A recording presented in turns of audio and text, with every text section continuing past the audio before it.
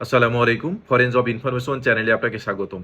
আমি আছি মোহাম্মদ বিপ্লব, সরকার অনুমোদিত রিক্রুটিং এজেন্সি ব্রাদার্স ইন্টারন্যাশনাল থেকে। সম্প্রতি অনেকেই বিএমইটি পোর্টালে জব পোস্ট দেখতে পাচ্ছেন বিভিন্ন রিক্রুটিং এজেন্সির নামে। এ কারণে অনেকেই কল দিয়েছেন, সকাল থেকে অনেকেই কল দিয়েছেন এবং বিভিন্ন রিক্রুটিং এজেন্সিতে যোগাযোগ করছেন যে এটা আসলে কি ঘটেছে।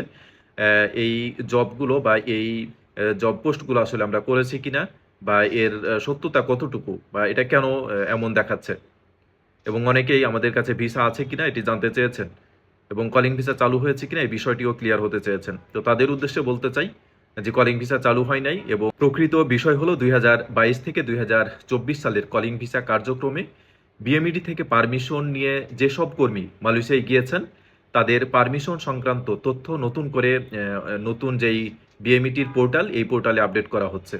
এই কারণেই বিভিন্ন রিক্রুটিং এজেন্সির নামে এই তথ্যগুলো বর্তমানে দেখাচ্ছে এবং আজকের ডেটে এটি দেখাচ্ছে। এগুলো কোনো নতুন নিয়োগ বিজ্ঞপ্তি নয় এবং কোনো নতুন কলিং ভিসা কার্যক্রমও নয়।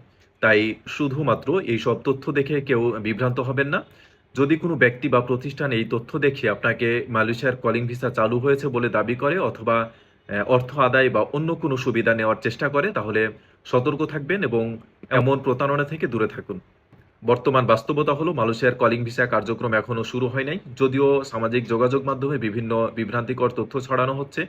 এবং কলিং ভিসা কার্যক্রম আনুষ্ঠানিকভাবে চালু হলে নির্ভরযোগ্য ও অফিসিয়াল তথ্যের ভিত্তিতে আমরা আপনাদের জানিয়ে দেব ইনশাআল্লাহ। এবং এই ইউটিউব চ্যানেল থেকেই কলিং ভিসা কার্যক্রম যখন অফিসিয়ালি চালু হবে তখন জানিয়ে দেওয়া হবে। তাই আপনি চাইলে ইউটিউব চ্যানেলটি সাবস্ক্রাইব করে সাথে থাকতে পারেন। ধন্যবাদ। আসসালামু আলাইকুম রহমতুল্লাহ।